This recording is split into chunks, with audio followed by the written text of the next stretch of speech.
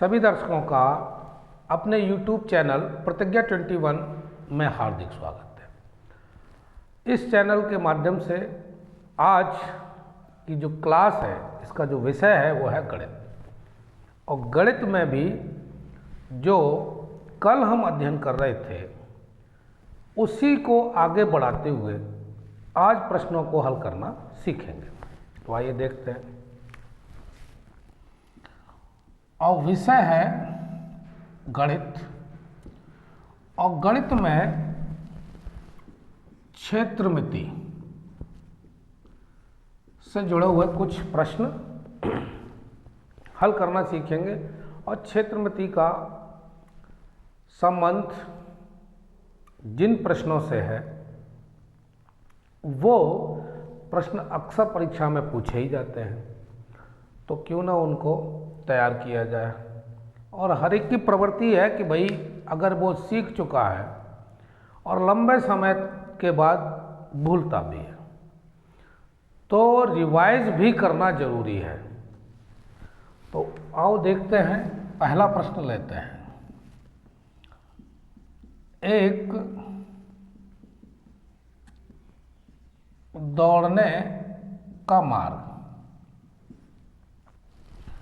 एक दौड़ने का मार्ग वलयाकार है जिसकी अंतः परिधि 440 मीटर है और वाह्य परिधि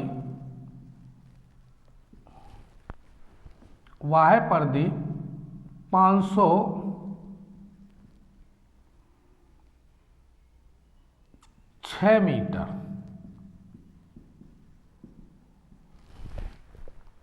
एक मार्ग है वलयाकार यानी वृत्ताकार कह लीजिए, जिसके चारों ओर चक्कर लगाते हैं, ट्रैक मान लीजिए दौड़ने वाला, तो वो किस रूप में है? वो है वलयाकार, गोलाई में। तो इन्होंने कहा है कि जी जिसकी अंतः परिधि जो है वो 440 है और बाह्य 506 मीटर। पूछा है मार्ग की चौड़ाई ज्ञात कीजिए। अब चौड़ाई ज्ञात करनी है, पहले बनाकर देखते हैं। ये वलयाकार हो गया, वृत्ताकार, ये मार्ग है और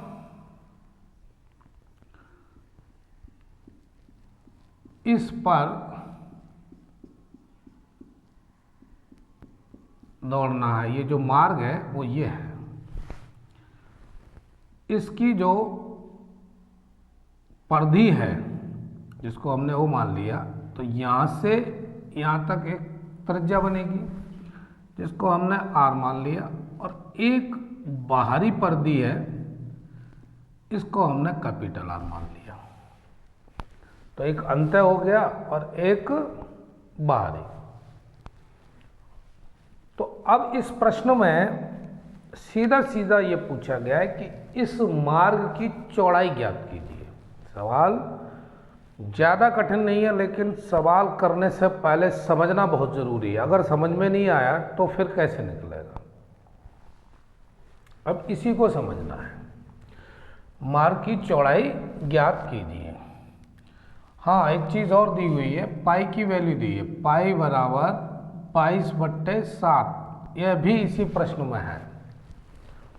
तो अब परिधि का सूत्र जो होता है वो होता है परिधि बराबर 2πr, यही होता है। तो अंतः परिधि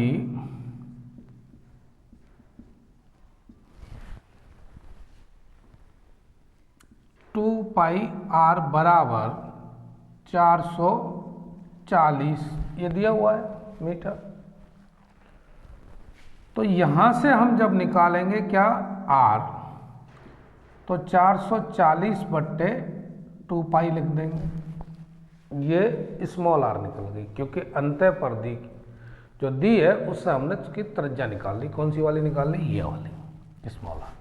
अब एक बाहर का भी है ये, तो बाह्य परिधि 2 पाई आर, जिसको हमने कैपिटल आर माना था, यह दिया है 506। कितना दिया है? 506। तो आर बराबर हो गया 506 बट्टे 2 पाई। ये स्मॉल आर की वैल्यू है, ये कैपिटल आर की वैल्यू है। अब हमसे ये पूछा है कि मार्ग की इसकी चौड़ाई ज्ञात कीजिए। तो कैसे निकलेगी? मार्ग की चौड़ाई बराबर, अरे भाई बड़े में से ये बाहरी जो परिधि है उसमें से आंतरिक परिधि जो है उसको घटा रहे हैं, यानी ये जो साइड है, अभी हमने आर निकाल ली ये वाली, इसमें से अगर ये घटा देंगे तो इतना ही तो बचेगा। कैपिटल आर में से स्मॉल आर जब माइनस करेंगे तो हमारे पास ये मार्ग की ही चौड़ाई पता चल जाएगी। तो वही करना है, capital R minus small R. इसकी वैल्यू दी है 506 बट्टे 2 पाई, और इसकी दी है कितनी? 440 बट्टे 2 पाई।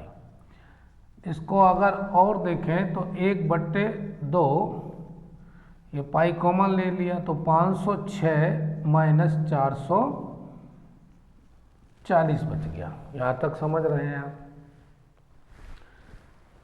कैपिटल आर की वैल्यू है, स्मॉल आर की वैल्यू है, दोनों लगा दी, इसमें घटा रहे हैं। अब कैलकुलेशन करनी है, क्या करनी है कि इसमें 2 पाई जो है ये कॉमन तो है जो अपॉन में दिया है, तो 1/2 पाई यहाँ लिख दिया। अब इसको क्या करना है? 506 में से 440 घटा दीजिए, 10 में से 4 गया तो यहाँ पर भी 6 ही बचना है, तो 66 बचा। कितना बचा? 66। तो यहाँ लिख दे 1/2 गुणा, और पाई की वैल्यू लगाएंगे 22/7, और यहाँ गुणा कितना बचाएगा भैया? 66, क्योंकि ये घटाया है। अब इसको थोड़ा सा यहाँ समझ लेते हैं। 1/2 यहाँ 7 हो जाएगा, नीचे 22 रहेगा गुणा में, यहाँ हो जाएगा 66। तो 22 का अगर भाग लगाएंगे 66 में तो कितनी बार जाएगा? 3 बार। 3 सत्ते 21/2, यही बचा। और इसमें जब भाग लगाएंगे तो 10.5। ठीक है। अब तुम्हारी यहाँ यूनिट क्या दी है, यानी मीटर दिया है तो मीटर, सेंटीमीटर होता तो सेंटीमीटर, यही आंसर हो गया। कुल मिला के इस सवाल में समझना सिर्फ इतना था कि हमको एक जो आंतरिक त्रिज्या है उसकी वैल्यू निकालनी है, उसका मान, और जो बाहरी त्रिज्या है उसका मान निकालना है। दोनों में जो बड़ा है उसमें से छोटा घटा दिया है, और कुछ नहीं किया इस सवाल में, यही तो किया है। जो बाहरी त्रिज्या है उसमें से आंतरिक त्रिज्या को माइनस कर दिया और ये उत्तर आ गया। तो ऐसा प्रश्न आता है तो आप इसको सीख लें कि भाई इसका सॉल्यूशन इस तरह से करेंगे।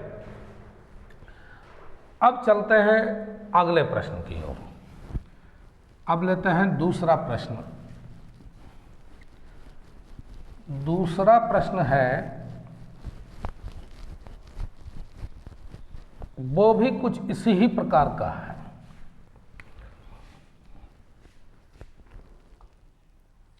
इसका चित्र कुछ इस तरीके से दिया हुआ है।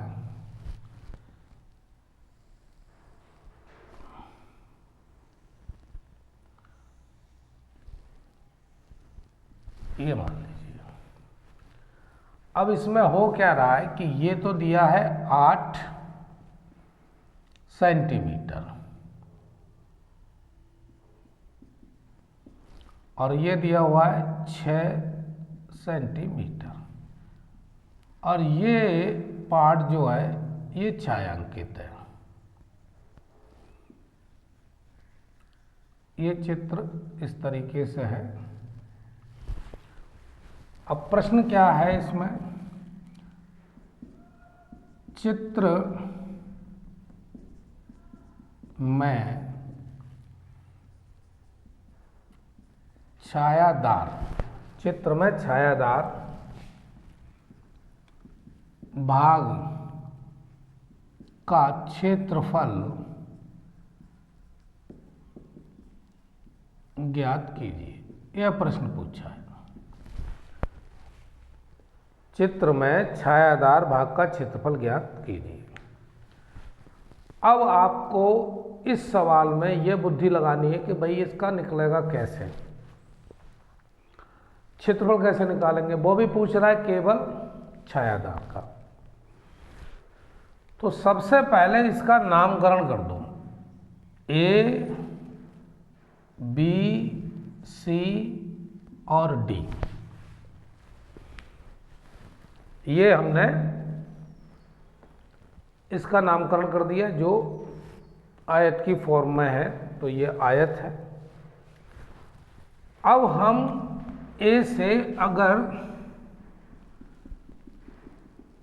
सी को मिलाते हैं तो क्या बनता है, ये वृत्त का व्यास बन जाता है। और व्यास का आधा करें तो वो त्रिज्या बन जाती है। तो हमको सबसे पहले करना क्या है कि इस साइड ये जो दी है ए सी का मान निकालना है। ए सी बराबर, अब आप जब निकालेंगे, चूंकि आयत है तो ये भी 8 हो गया और ये भी 6 हो गया। तो कर्ण का वर्ग बराबर लंब का वर्ग प्लस आधार का वर्ग, यही फॉर्मूला। अब ये हमारा कर्ण ही तो है, तो इसमें 8 का वर्ग लगा दीजिए और 6 का वर्ग, तो कितना हो गया, √64 प्लस 36 और ये बन गया 100 और ये हो गया 10। तो ये AC जो निकली वो कितनी निकली, 10 सेंटीमीटर। यहाँ तक तो बात समझ में आ गई। अब चूंकि ये 10 सेंटीमीटर है, ये व्यास है वृत्त का, क्योंकि ये वृत्त ही है पूरा। तो त्रिज्या कितनी हो गई फिर 5 सेंटीमीटर। क्यों, क्योंकि व्यास का आधा ही तो त्रिज्या होता है। तो 10 सेंटीमीटर अभी व्यास निकाला तो उसका आधा कर दिया तो 5 सेंटीमीटर। यानी कहने का मतलब हुआ कि वृत्त की हमने त्रिज्या निकाली। सबसे पहले इस सवाल में ये देखा कि हमने व्यास निकाला, फिर व्यास जब निकल आया, और व्यास निकला कैसे, फॉर्मूला कौन सा था, कर्ण का वर्ग बराबर लंब का वर्ग प्लस आधार का वर्ग। क्योंकि ये त्रिभुज हमने ले लिया तो ये कर्ण बन गई भुजा, तो इसका आधा त्रिज्या होगी। अब चलते हैं आगे, वृत्त का क्षेत्रफल, क्षेत्रफल बराबर πr², यही फॉर्मूला होता है। अब यहाँ 22/7 गुणा r की वैल्यू कितनी दी है, 5, तो 5 गुणा 5 इतना हो गया। अब इसको भाई सॉल्व भी करना है, तो 22 गुणा 25/7। अब इसको गुणा करके देख लेते हैं। 25 में देखो 22 का करना है भाई, 25 दूनी 50 तो यही हो गया, और यह भी। तो कितना आया 550। यह 550 हो गया, नीचे 7 का भाग लगाना है। तो 7 कितना हो गया 49, कितना बचेगा 6, 7 8 56। अब कितना बचेगा 4, अपॉइंट लगना है क्योंकि ये 4 छोटा आ गया। अब क्या करना है, 7 पंजे 35, फिर 5 आ गया, तो आप इतना ही छोड़ दीजिए, 78.50 इतना छोड़ दीजिए। ये हो गया वर्ग सेंटीमीटर, वर्ग सेंटीमीटर। क्या किया इस प्रश्न में, केवल अभी तक हम वृत्त का क्षेत्रफल निकाल रहे हैं और वो इतना आ गया। अब पूछा तो हमसे ये है कि छायांकित यानी जो छायादार है उस भाग का क्षेत्रफल ज्ञात करिए। तो करेंगे क्या, ए बी सी डी आयत का क्षेत्रफल बराबर कितना हो गया, लंबाई गुणा चौड़ाई। अगर पूरे वृत्त का क्षेत्रफल निकाल लें और उसमें से आयत का क्षेत्रफल घटा दें तो बचा कितना, छायादार, वही कर रहे हैं। लंबाई हमारे पास 8, चौड़ाई 6, 8 × 48 वर्ग सेंटीमीटर। अब यहाँ तक आप समझ गए कि देखो भाई, वृत्त का क्षेत्रफल पहले निकाल लिया, फिर उसके बाद हमने आयत का क्षेत्रफल निकाल लिया। वृत्त के क्षेत्रफल से आयत का क्षेत्रफल घटाएंगे तो बाकी जो बचा है वो छायादार ही बचेगा। तो अगली लाइन में लिखो, छायादार भाग का क्षेत्रफल बराबर 78.50 - 48। और जब इसको घटाएंगे तो कितना बचेगा, 0.5 तो यही लिखा रहने दो, और ये हो गया 0 और ये हो गया 3, 7 में से 4 घटाएंगे तो 3, तो 30.50 यानी इसको इतना ही छोड़ दीजिए सेंटीमीटर स्क्वायर, या वर्ग सेंटीमीटर लिख दीजिए, क्योंकि भाई इसको हिंदी में लिख रहे हैं तो यहाँ लिख दीजिए वर्ग सेंटीमीटर। ये हो गया आंसर। अब आप ऐसा सवाल आता है छायादार का, तो पूरी तरह से पक्का हो जाइए कि पहले तो वृत्त का क्षेत्रफल निकालेंगे, फिर आयत का क्षेत्रफल निकालेंगे, और वृत्त के क्षेत्रफल से आयत के क्षेत्रफल को माइनस करेंगे यानी घटाएंगे। अब करना सिर्फ इतना बाकी था कि इसमें पहले हमको त्रिज्या निकालनी थी, क्योंकि सूत्र हमारा यही है πr²। अब r है नहीं हमारे पास, मतलब त्रिज्या है ही नहीं, तो क्षेत्रफल कहाँ से निकालेंगे। तो इतनी सारी मशक्कत आपको करनी पड़ी सबसे पहले त्रिज्या निकालने की, फिर वृत्त का क्षेत्रफल, और फिर उसके बाद आयत का क्षेत्रफल। जब दोनों निकल के सामने आ गए तो वृत्त में से आयत को घटा दिया और ये बच गया आपका आंसर। तो यही उत्तर हुआ। अब तीसरे सवाल को देखते हैं, वो भी कुछ इसी तरह का प्रश्न है। तैयार करेंगे, क्योंकि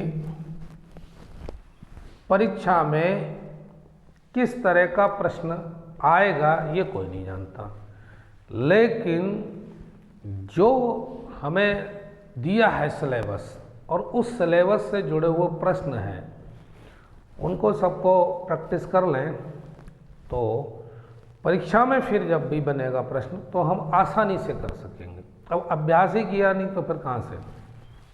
तो अगला सवाल तीसरा नंबर का लेते हैं। एक कागज की शीट, एक कागज की शीट आयत ABCD के रूप में है, जिसमें AB बराबर 40 सेंटीमीटर और AD बराबर 28 सेंटीमीटर। एक अर्ध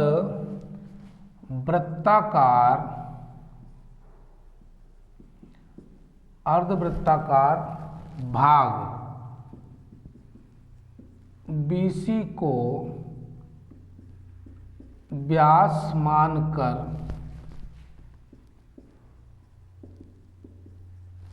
काट लिया जाता है, तो शेष कागज का क्षेत्रफल शेष कागज का क्षेत्रफल ज्ञात करो। अब पहले तो एक आयताकार शीट बनाएंगे।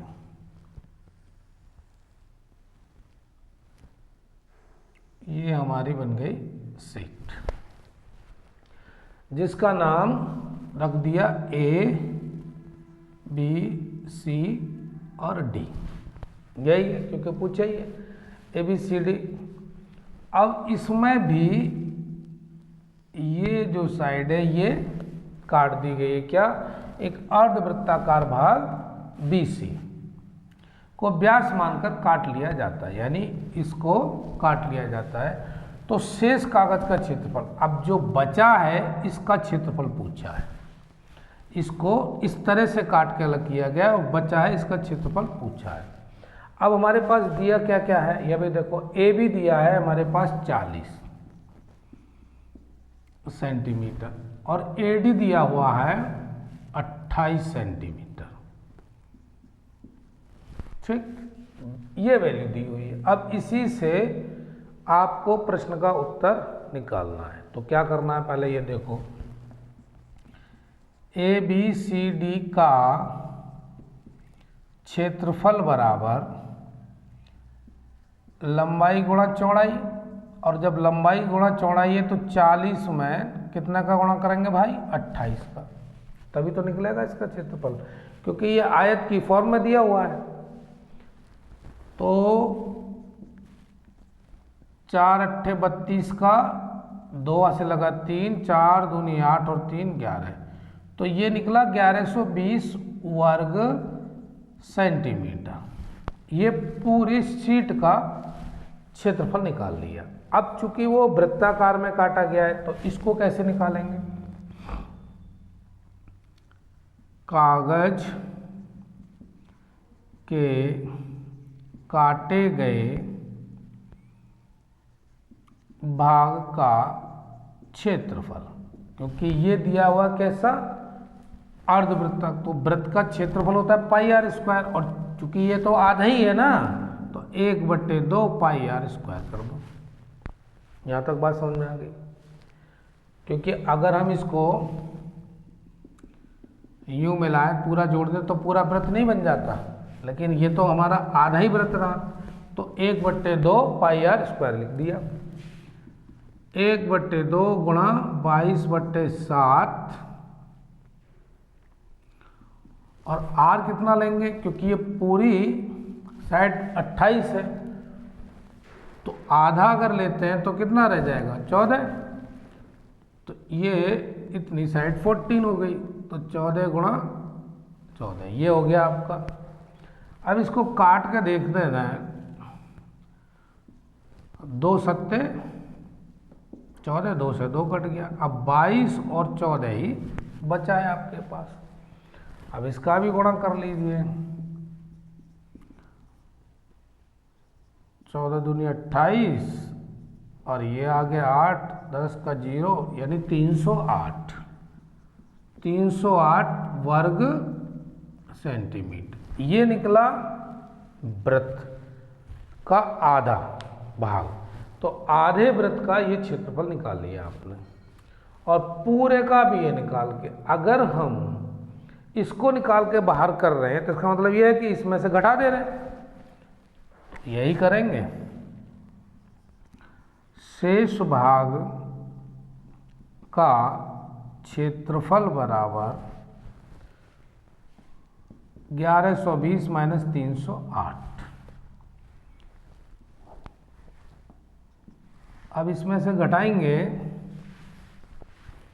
तो कितना बचेगा, ये भी देख लीजिए, 1120 308, 2 ये आ गया, 1 ये आ गया, 800, तो 812 वर्ग सेंटीमीटर। ये हुआ इसका आंसर।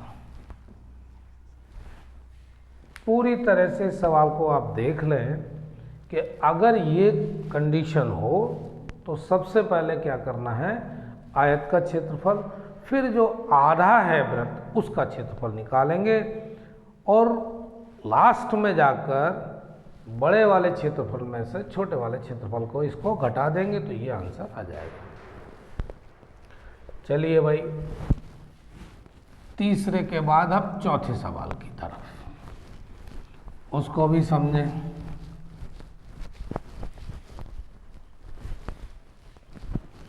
चौथा प्रश्न लिया है छायांकित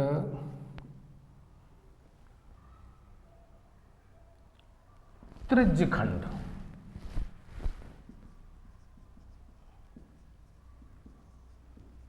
का क्षेत्रफल ज्ञात करो, और पाई दिया है, पाई बराबर 22/7। ये तो कांस्टेंट वैल्यू यही रहती है। अब वो चित्र भी है, उसको भी देखिए आप। चित्र दिया है ये इस तरह से, ये छायांकित है। ओ ए बी सी और कोण दिया है 60 डिग्री, ये कंडीशन है। और ये है 4 सेंटीमीटर और ये है 3 सेंटीमीटर। अब ये चित्र दिया हुआ है, इस आधार पर पूछा है छायांकित त्रिज्यखंड का क्षेत्रफल ज्ञात करना। अब इसमें क्या करेंगे ये भी समझेंगे। ओ सी बराबर 4 सेंटीमीटर, ओ ए बराबर 4 + 3, यानी ओ से ए तक 4 और 3, ये भी सेंटीमीटर ही है, तो जोड़ेंगे तो कितना हो गया 7 सेंटीमीटर। ठीक है, और थीटा आपके सामने 60 दिया ही हुआ है, तो निकालेंगे छायांकित त्रिज्यखंड का क्षेत्रफल बराबर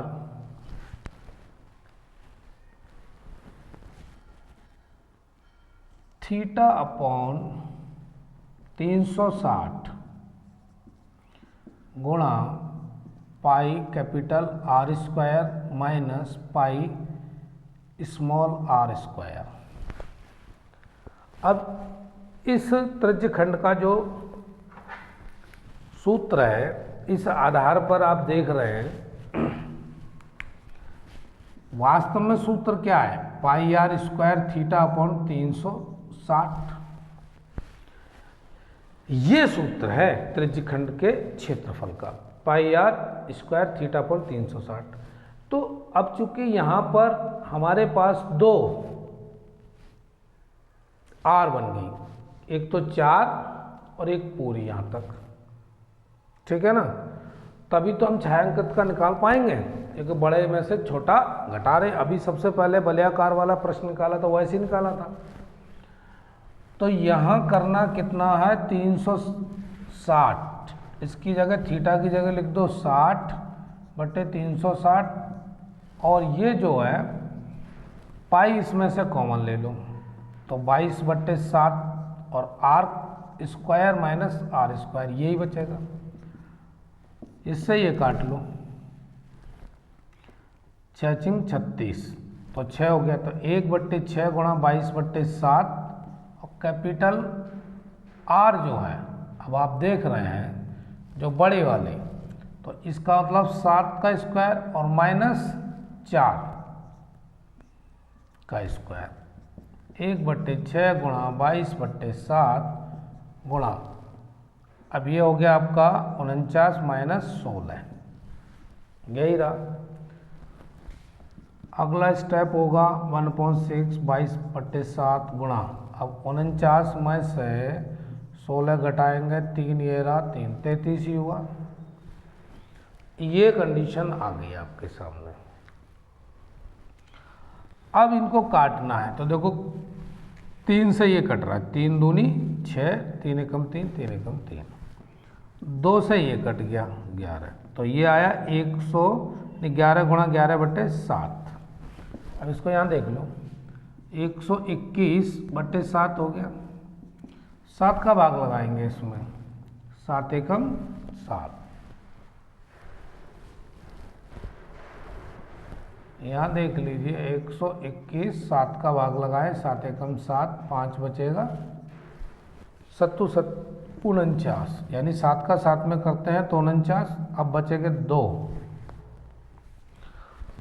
अब तो हर हाल में पॉइंट लगाना पड़ेगा और यहाँ 0 बढ़ाना ही पड़ेगा, और 7 दूनी 14, अरे तो फिर इतना ही छोड़ दीजिए, 17.20 सेंटीमीटर स्क्वायर, इतना ही छोड़ दीजिए, यही आपको आंसर पूरे नंबर दिला देगा।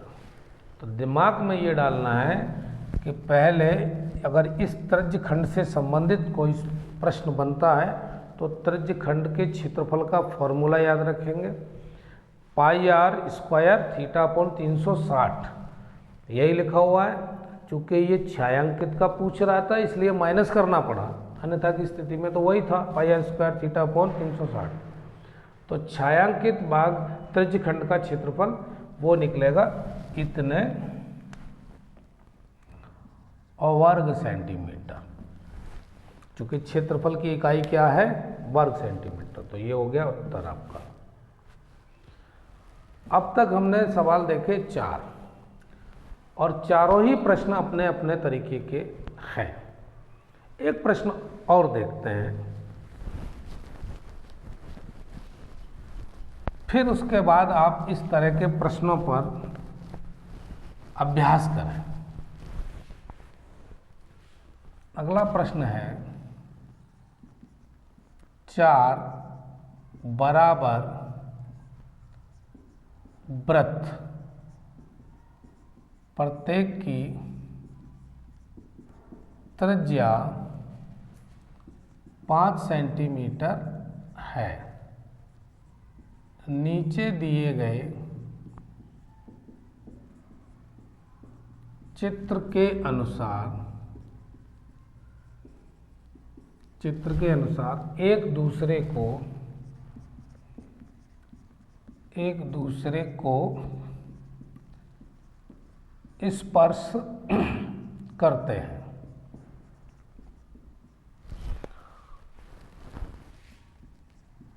वृत्तों के बीच का क्षेत्रफल ज्ञात करो। अभी चित्र भी बनाए तब तो समझ में आए। ये वृत्त एक दूसरे से क्या कर रहे हैं, स्पर्श कर रहे हैं। तो कह रहा है कि इसका क्षेत्रफल, ये जो बीच में है ना, इसका क्षेत्रफल आपको पता करना है। अब हर एक वृत्त का अपना केंद्र होगा। अगर इन केंद्रों को मिला लें तो ये कंडीशन इस तरह की हो जाएगी, और जो कि एक किसकी फॉर्म में बन गया, वर्ग की फॉर्म में। तो मान लीजिए यहाँ पर A B C D, a square form हो गई। जो चित्र उभर कर आया, अगर इनकी केंद्र बिंदुओं को मिलाते हैं आपस में, तो ये जो चित्र बना है ये किस शेप में आ गया, स्क्वायर में, यानी वर्ग। अब दिया हुआ है इसमें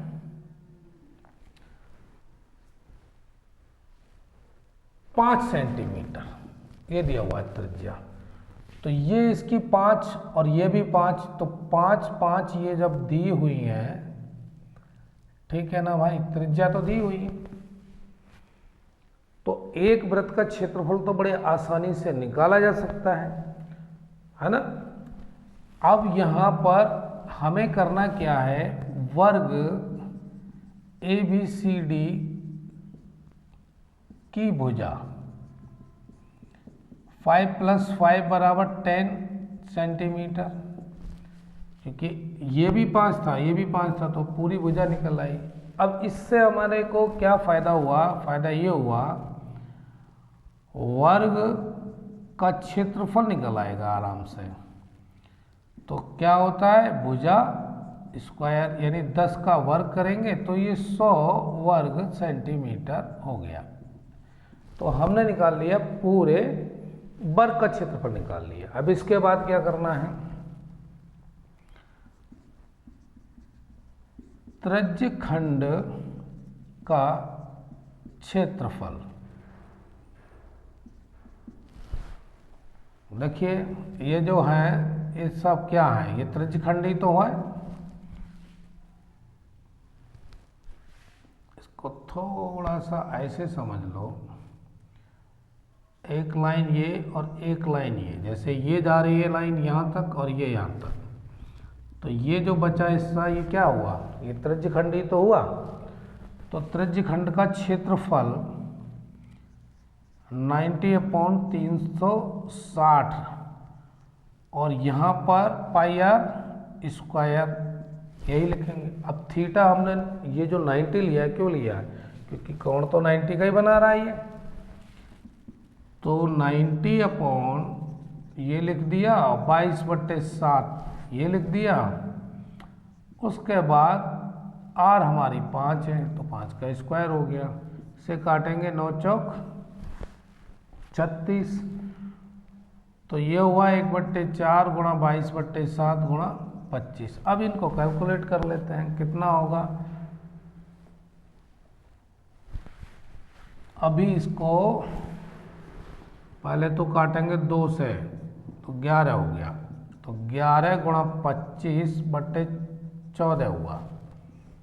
अब यहाँ क्या करेंगे, 25 में 11 का गुणा करेंगे ना बाबा, तो ये बनेगा कितना, 275।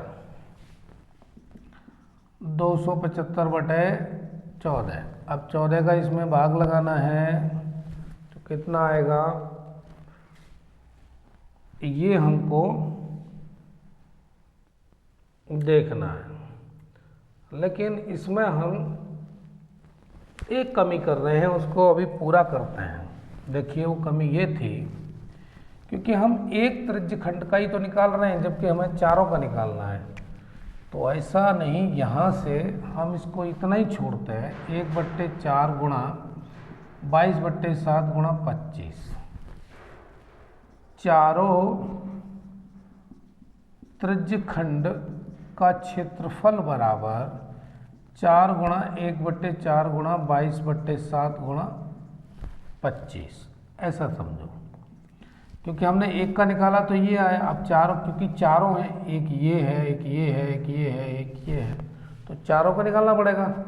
तो चारों त्रिज्यखंड का क्षेत्रफल जब निकालेंगे तो 4 का गुणा भी करना था, तो यहीं कर लेते हैं। अब हमारे पास वैल्यू ये ही बचेगी,